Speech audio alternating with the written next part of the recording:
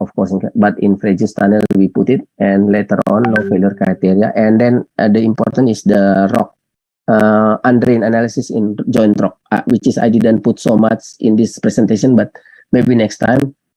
But that's the conclusion for part one. A comparison has been made with empirical method. Finite element-based tunnel supports calculation has been developed in 2000, and I make it better in 2016. It has been shown how descent chart in Ross diagram. At the time, we proposed Ross diagram. Now maybe not so interest, but who know, maybe in the future we can do again with Ross diagram. So if spelling occur, cause the collapse can be diagnosed with failure indices. And this has been proved with the many software now they use this failure indices. Some example has been shown here, 18-meter depth tunnel and tunnel in coal strata. Implementation of multi-laminate model, they call it in 1977, my professor, Prof. Pandey and Zinkawi call it multi-laminate model, which is I put in this software. Maximum shear strength of rock, which is I mentioned to you, is more Coulomb, and direction of joint rock, orientation of job, deep. Yeah? But for 3 dimension, you can do dip and strike. Yeah? But this is 2 dimension, the one I example here. The failure indices and rock diagram, and undrained implement for pore pressure. So this one, yeah. So basically, this is the instruction in Swansea I submit to my professor at the time. We use this decision sequence, I call it, to choose whether more Coulomb or joint or non-joint, which is failure. So with Fortran long time ago, but for the future in the research here, we can use Python. For more Coulomb and Papaliangas back then, now we can implement Hook, Brown, and KSI. And recent one is Kaiser BWK, which is included for the mining.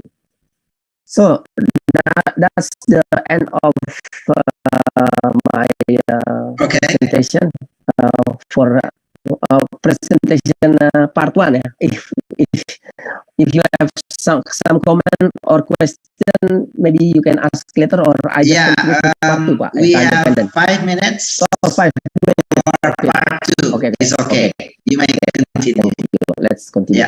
Part 2 is viscoplastic. What is viscoplastic? Viscoplastic is so I just put this for stability for slope. Yeah, I do some commercial limit equilibrium, finite element software commercial, and then viscoplastic here. What is viscoplastic? Viscoplastic here is like a crepe. I didn't have a picture, but anyway, we do the example in the world. 3 Gorges project in Beijing. They in ASCE 2003. They do 6 years with monthly measurement, and then they do comparison with the field measurement with their creep. They use distinct element model, not finite element method, but distinct element method. And I do this research in gold mine in Indonesia. I put it in Pit Hatia, the research. I got 5,000 to 7,000 days. And finally, the displacement 5 centimeter and 8 centimeters vertical displacement of the slope. If you have time, we show you. And Frejus tunnel in 1999. This is I got the convergence of tunnel 18.6, while Guenot and Panet 17 centimeter. It's not 1 centimeter difference. So this is the one I got it from slope and factory site here in a gold mine, but this is the slope stability. And this is the time. I got 1,000 day, 2,000 day, 3,000 day until 7,000 day. I calculate, and this is the deep angle 70 degree, spacing, joint spacing 3 meter, dry. This is dry here. And this is wet here. Only something like that. So this kind of trial numerical method we use for analysis. And the observation is not far, 8 to 12 centimeter vertical displacement by the client. They have the data for 10 years, I think, to compare with my calculation here. This is the 3 gorges from the Chinese researcher. They calculate since 1994. They measure it and they compare it with distinct element model with the field measurement. So this kind of important thing. So this is the the idea behind the viscoplastic. Yeah, so we have a spring like a usual if elastic, but we have this dashboard for viscoplastic or creep. So this is Fridges tunnel. I just continue, make it quick. Same. So this is the Fridges tunnel. This is my numerical result, and this is the in situ measurement from Panet and Glenat 1982. So not far too. And I calculate for they call it for shotcrete, installation of shotcrete. I got this with shotcrete and no shotcrete. This kind of thing is important for MRT. Yeah, MRT. This is not the MRT or MRT, but I think I work in Singapore for MRT Singapore some years ago. Okay, that's the part one. We already said that. Part two, tunnel shotcrete installation. We said it has been developed and simulated with time dependent. Output data can be synchronized with instrumentation observation, convergence, of course, in pages. And okay, that's thing, the important. Yeah. So I still have something. So this is the map for the collected, the new one for the data. Can do the rock key. Oh, sorry, this orientation data for tunnel face. Yeah, for tunnel face. Anyway, so this is my reference, so many, but I'll give you later. This is this. The last one I do in 2019, I have a chance to go with Professor Yan, of course, to Ambon, and we have this Ambon earthquake. So I try to calculate with finite element to Merah Putih Bridge in 2008. I used to work in 2008, so the data I used to 2019 earthquake. So can we model the earthquake load? So that's a question. So Hiroshima 6.4 earthquake in Ambon, 2019 is like a Hiroshima bomb, or equivalent is 54,000 million kilonewton meter. So the P wave and S wave propagate, then Rayleigh travels. So how big is S as the sigma? So, sorry, sigma. This sigma. This is meaning sigma. If we already multiply this energy with Kanamori factor, seismology people know this, and then with this we can put as an input, and then we can calculate the displacement of Merah Putih Bridge if the earthquake happened. So this one, thank you for the future. Maybe we can use AI, artificial intelligence, for control during construction. So this presentation not related to construction much, but this is more philosophy before the construction. Maybe next time I can share about the construction. Wow. Okay, thank you, Pak.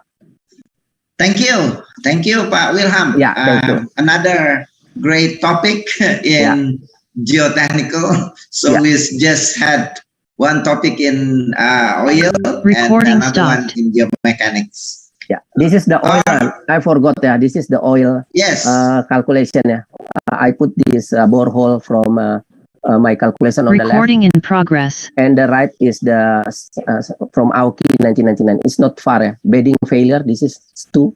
Failure due to shear strength. And number 1 is matrix is intact rock failure. So this is the one related with oil. I put. Okay. Thank you, Pak. Sorry. Yeah, when it's related to tunnel, Pak Wilham, we of course can apply it in any mining aspects. Yeah. Yeah.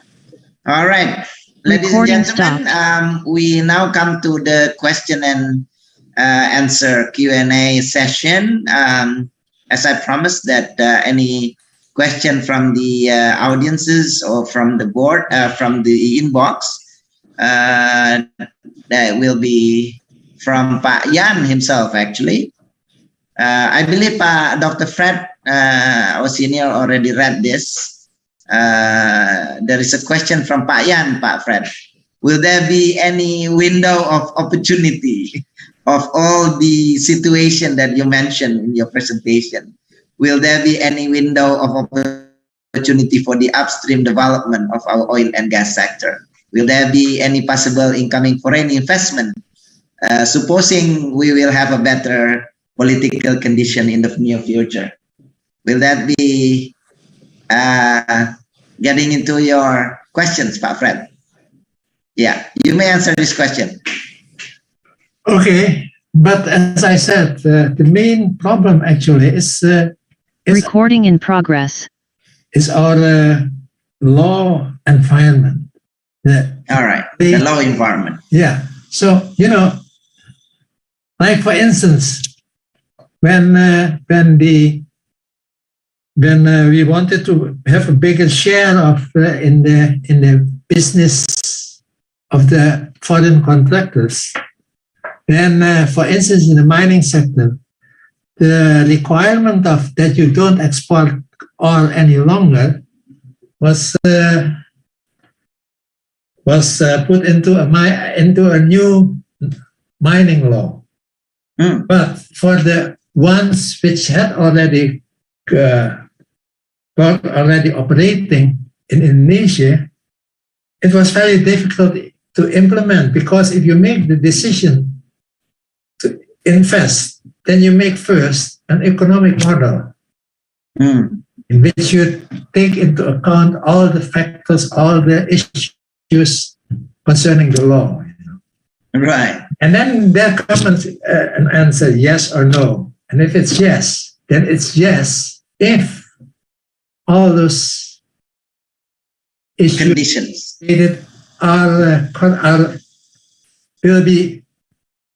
will not change. Because if you change one of those things, then the whole economic model becomes invalid. All right. There are two very big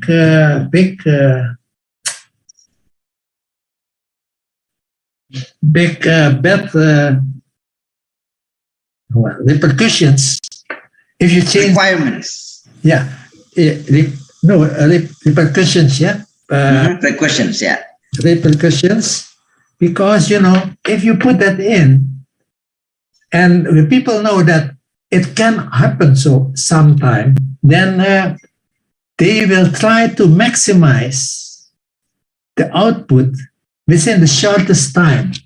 And this certainly, and to some extent, this causes that you don't apply the good technologies. You see, for instance, if you have a mine, and the mine, the ore is divided over a very large area and has several grades, then what you do in modeling, then you have to mix the grades so that you can extend the time you're operating, and you can extract as much possible metal from the ore.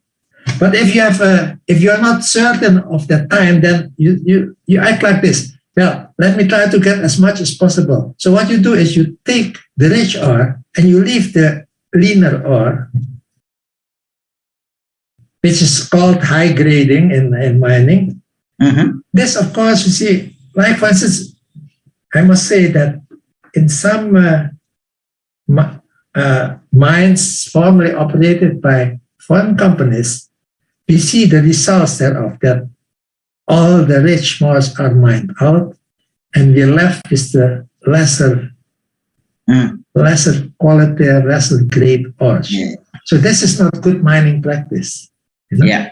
Mining practice aims to extract as much as possible, not to extract as much within the shortest time. You see, that's two different things. You see, then you make a big, and this also happens with for instance, if the contract is not sacred. For instance, like if you look at Abadi, 2015 or 5, it was discovered. When will it become operational? What happened?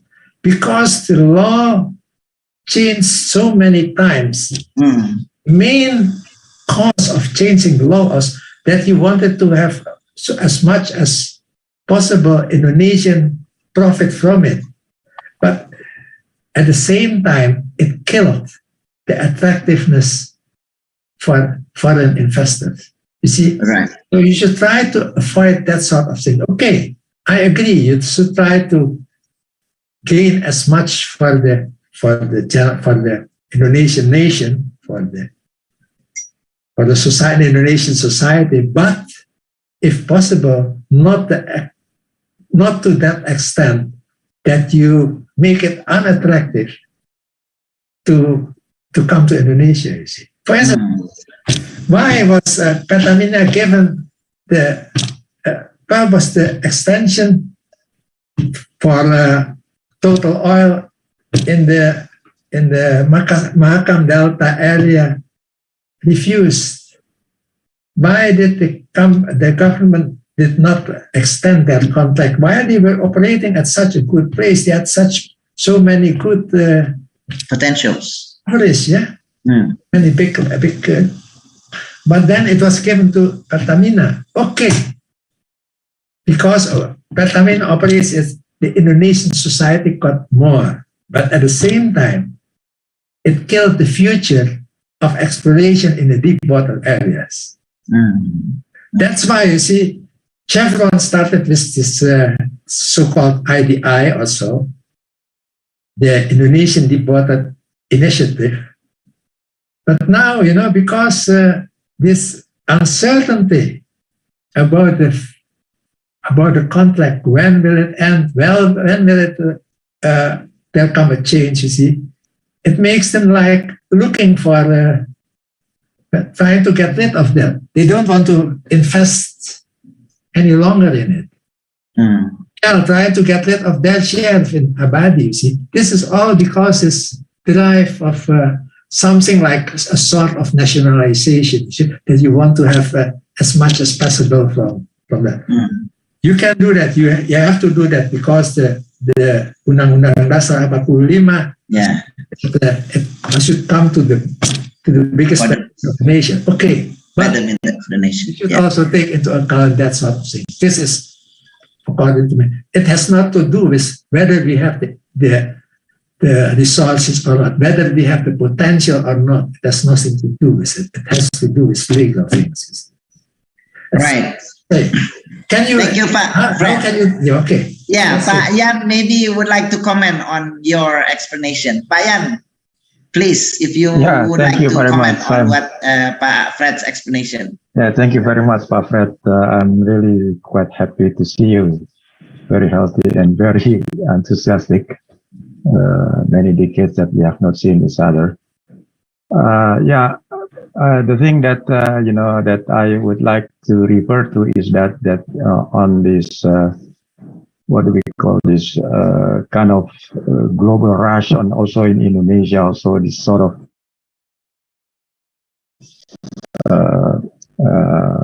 running after this renewable energy, electric car, and that sort of things. And while in the meantime, we still have some quite a considerable potential resources that. So you have shown also in one of your slides that maybe the era of oil and gas maybe will end sometimes before 2050. So then that is where I would like to put the framework of my questions, whether, especially for the young geologists, whether they continue in giving, their attention and also their, knowledge on this sort of, deep water oil and gas and something like that. So the question is whether, oil and gas will have some future, of course, not only in the world, but also in Indonesia in particular. While at the same time that we are putting, and we all know that the era of easy oil is already over. So then this is a kind of tricky things between, how we put our professional and educational policy in terms of especially in earth sciences, and at the same and the other time that we will have to be have the energy sovereignty or something like that.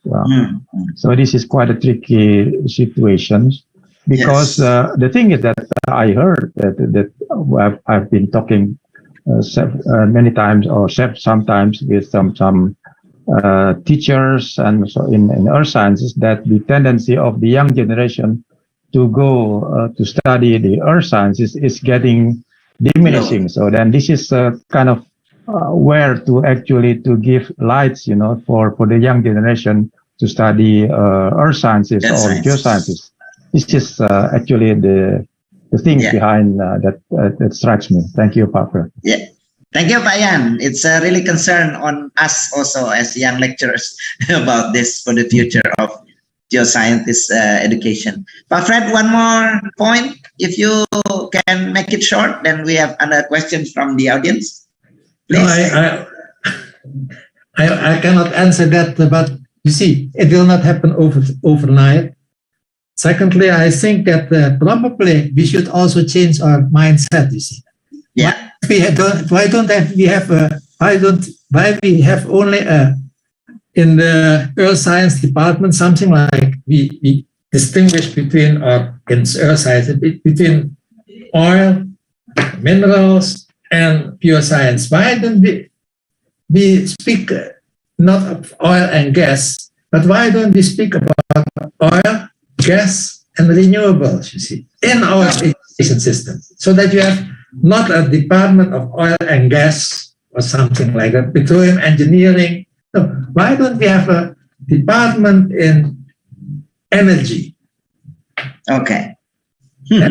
That's one thing. So let's shape our future generation more to that kind of thinking.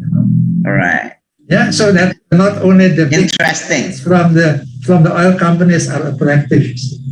All right. Thinking of the alternative energies, Pak Fred, yeah? It's really good.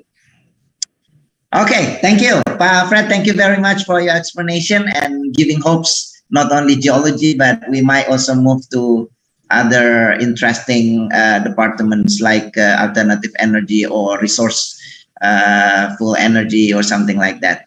All right, ladies and gentlemen, we still have around 13 minutes before we finally end our session today. So if you have any more questions, you may raise your hands or you also can write on the chat box. And don't forget to fill the attendance in the chat box from the host, Miss Astri. And you, of course, need the certificates. You may have it later after the webinar. Any questions, especially to Pak Wilham, related to aspect of engineering, geotechnical engineering? I believe that is the area of Pak Imam Sadisun, but I believe he's no longer in the room. I know that his major is in geotechnical as well. But any question from the audience, you're welcome.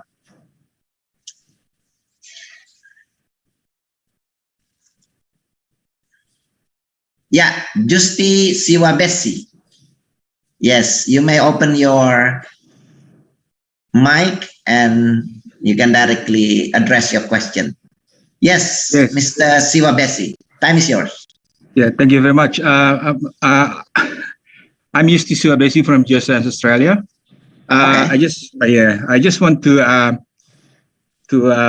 ask or getting some opinion from Dr. Fred, what regarding the energy, the petroleum and gas versus the renewable. I think Pak Jan has already mentioned that. So with the rising concern, of the climate change, do you see that as a curse or a blessing? Okay. All right. I have another question following that. We have seen one slides about this climate change in his presentation. Okay. Pak Fred, would you like to answer Pak Siwabesis? Yes. It is both. Hoax. It's both. It's on one hand, it's a blessing, and on the other hand, it's a curse. Now is the time that we have to try to lessen the curse and increase the blessing. Away with it, but try to limit the curse and increase the. So, on the other hand, okay, you stop having oil and gas, but can you start thinking big about the new types of energy. For instance, the electric car. We have the most of the nickel for the nickel batteries in the world. You see, that's why one of the ideas is that we become the hub to store the solar energy or something like that. Yeah. So try to think in that way. Limit the curves. You cannot do away with it. Take it. Yeah. Pak Siwabesi, you wanna comment back? Yeah, I just want to. Yeah, thanks, Dr. Fred. That's I think that's really we need to think about that. I just want to share with you about what's happening in Canberra, especially in Canberra here. Okay. I think by 2045, if I'm not mistaken, that they would like to get rid of all the they would like to have like almost 100% electric car in here. That's one thing. The second one is about the renewable, the offshore windmill. That's where the government has actually introduced an area, especially in the southeast Australia, where now it's put into the market for industry to actually thinking of building the offshore windmill in there. So that's something that probably I actually talked or mentioned about this when we had a meeting with the ambassador, Indonesian ambassador here about this possibility. That's only few things that probably I just want to share with you. Okay, that's all. Excellent. Thank you, Pak Siwabesi, all the way from Canberra. Your accent sounds like you're really Australian, my friend. And you are. I graduated from Australia as well, Pak Siwabesi. So it's great to be Australian alumni. Thanks. Okay, Pak Wilham, there is a question from Pak Herman Darman. You may read about it, but I can read it for you too. Will there be an opportunity to apply your skill in Maluku as one of the Malukan alumni? Yes, you can answer the question. Yeah. Thank you, Pak Herman. My friend too, maybe. And Pak Ilham, thank you. For the near future, I think maybe because I'm a lecturer too, maybe we can istilahnya apa tuh ya?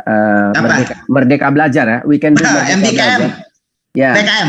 Yeah, PKM we can share. I can share there. Yeah. It's opportunity to return to Ambon again. Okay. Don't stay in Jakarta too much. Yeah, don't stay in Jakarta. Too hot here. Okay. And for the longer term, maybe I saw there's plenty of tunnel opportunity in Maluku, in Ambon or Seram.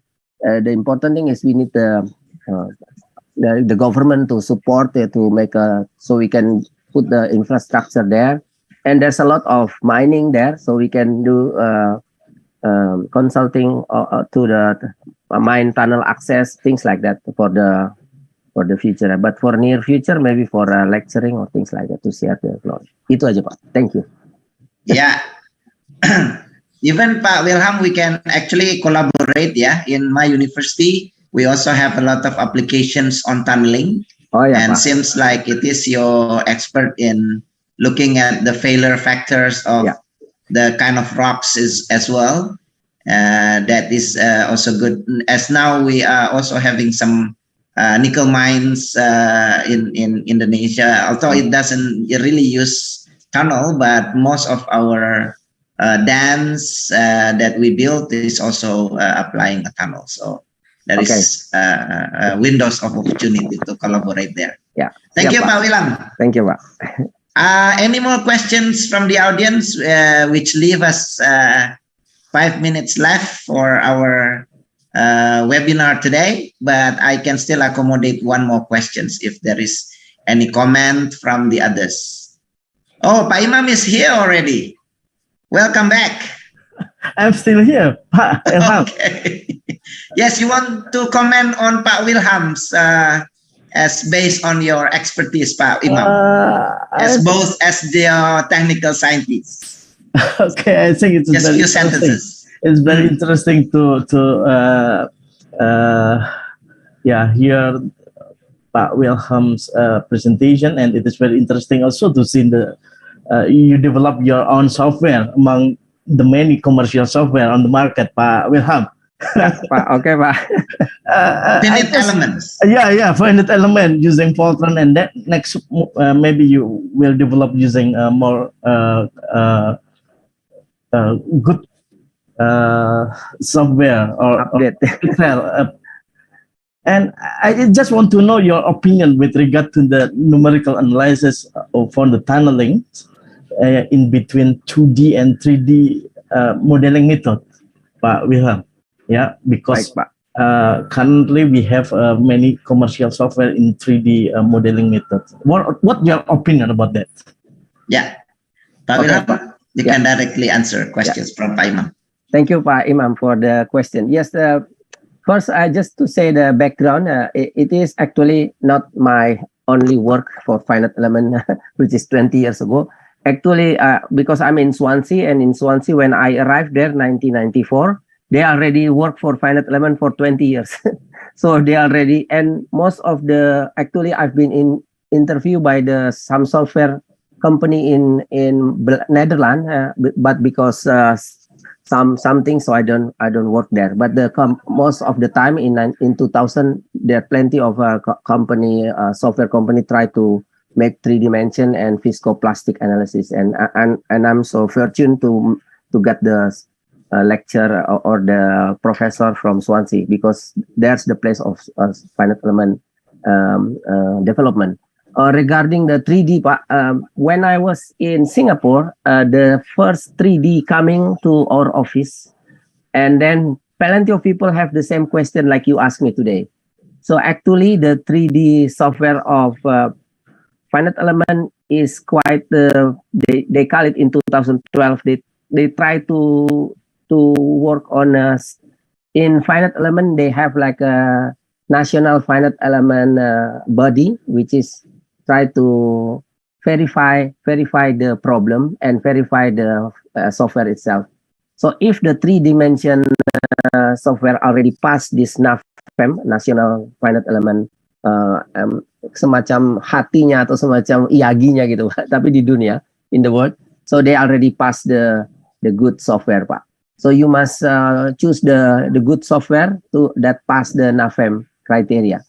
And sometimes it's very easy to check whether 3D and 2D verification, Pak. There's some they call it patch test, PATCH, patch test to test the software.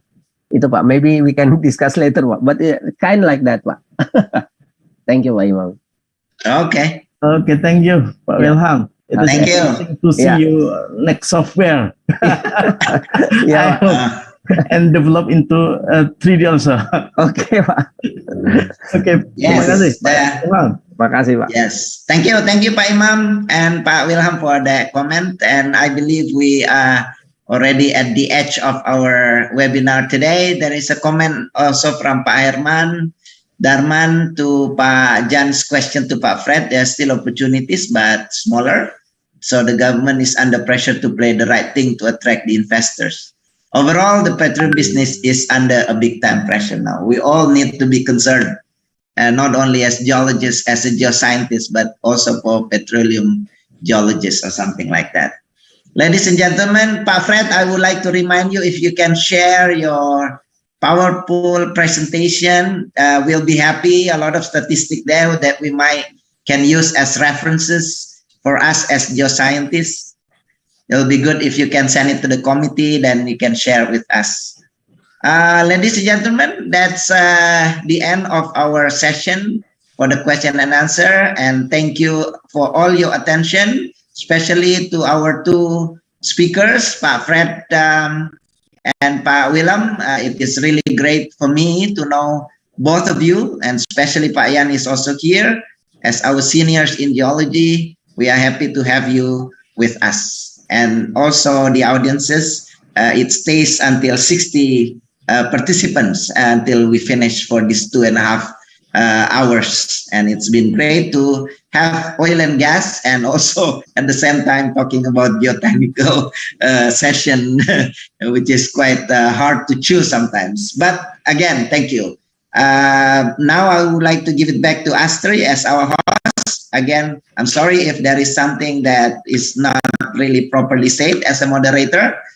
Once again, thank you for the opportunity. It's an honor to be with all of you this afternoon. Burung elang, burung cendrawasih. Kalau ada yang salah, terima kasih. Assalamualaikum warahmatullahi wabarakatuh.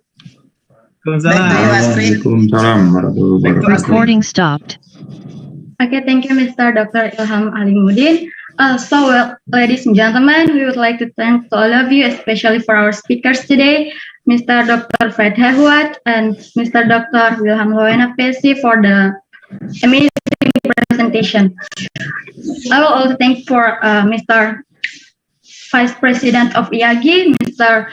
Hervin Samalehu, and also Mr. Ilham Alimuddin for join and contribute this webinar. So before we end this webinar, I would like to invite you all to turn on your camera because we already have a photo session. I will wait for 5 seconds so participants turn on your camera, please.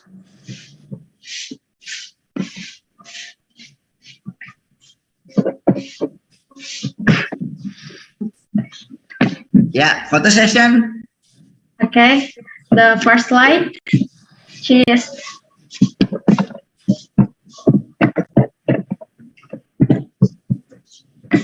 We move to second slide.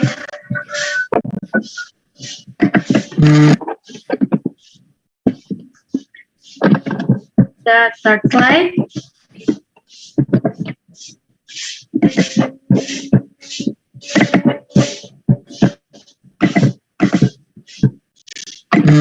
Please turn on your camera.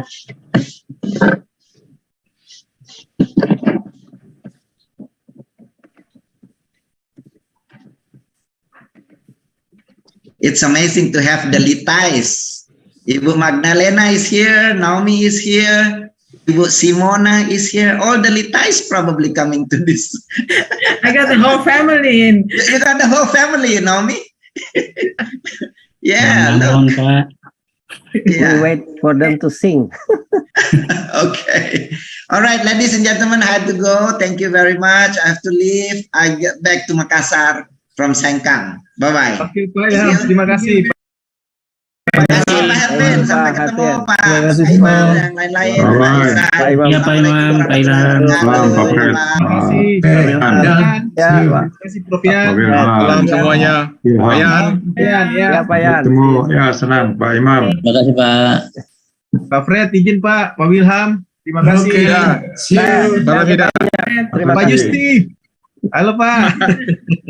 Terima kasih Pak. Pak Ervin, Next terima time, kasih Pak. Pak Ervin. Sudah. Ya, Pak Erlambang, siapa? Ya. Lain kali kita bergabung lagi Pak Ervin untuk sesi Iya Pak, berikutnya. terima kasih sudah hadir Pak. Oke Pak. Ya. Terima kasih Pak. Pak Erlambang, terima kasih. Ya, terima kasih Pak. Izin lihat Pak. Nanti Ya, kita Bu di Naomi. Pak. Sesi berikutnya Pak. Lagi di Iya. Afrika kah di mana, Bu? Anto sudah kayaknya di Makassar mungkin. Oh, Makassar ya, Bu ya. Oke. Di Jakarta, jangan Oh, Jakarta Sekarang di ya. Jakarta. Beliau Jakarta. cepat, senyap, tepat ya. Senyap tepat. Pak Harvin di mana tinggal? Mana? Saya di Ambon Pak. Di Ambon ya. Di Ambon. Kantornya di Ambon memang ya? Kita di SDM Pak. Saya di SDM. SDM ya. Mulai Iya. Pak. Mantap lah. Kayaknya Merdeka Belajar itu bagus Pak Wilham. Bisa di-share di teman-teman Unpad itu. Iya Bapak. Kita dosen Ada teknik program praktisi mengajar juga. Oh iya. Nah, jadi atau Merdeka Belajar. Bisa di Unpati. Iya. Oke. Ya. Kenal beta pun teman saudara ya, Moses ya. Pak Moses di. Namanya, iya Moses. Namanya sama, William juga. Oh, William. Iya Pak. Iya. Itu di Fakultas Teknik Pak. Iya. Iya baku atur aja Pak Ervin. Saya sih standby kalau mau ngobrol-ngobrol pakai Zoom juga oke lah. Iya Pak, iya. Siap. Siap. Waktu ke Ambon saya lihat tuh bisa bikin terowongan yang ke seri itu sebenarnya, cuman nggak tahu dananya nggak ada kali ya. Oh iya iya. Oh ada rencana ke seri ya? Saya beta yang punya bayangan gitu. Oh bayangan. Belum ada rencana. Tembus dari mana Bu Willem? Dari belakang itu kan dulu beta tinggal di atas. Batu meja. Batu meja. Di televisi di mana Gunung Nona itu? Di Gunung Nona. Kan di belakang. Iya. Siapa tahu. Waduh, beta rumah dekat kuburan Bu Will. Kuburan mana Bu? Kuburan Cina. Oh di Benteng. Oh iya tahu. Ya, Pasti tunnel dari situ tuh. Iya. Tembus ke belakang. Iya. Terus ke belakang ya. Iya Bu. Thank you Pak Asis. Thank you Pak Asis. Pak Imran. Jadinya Inpex jadi Pak, kalau boleh tahu. Maksudnya jadi itu boleh. Presentasi. Kan itu di belakang sponsornya Inpex. Maksudnya jadi ini yang oil dari floating jadi proyeknya. Nanti minggu depan Pak, nanti ada presentasi dari minggu depan Impact presentasi. Oh, maksudnya belum tahu ya dia jadi atau tidak, belum dapat izin atau apa, nggak tahu ya pemerintah sekarang kasih izin nggak? Kalau setahu saya sih kemarin kan sudah ada perubahan Pak, jadi POD itu diubah dari yang kemarin dari onshore ke dari offshore ke onshore Pak. Makanya progresnya sampai di mana kita belum tahu. Nanti mungkin nanti ada Impact Pak yang bisa. Oh iya. Jelaskan minggu depan Pak. Acara ini juga ya? Oh iya ya, acara ini juga. Iya, betul. Minggu depan sesi 3. Iya.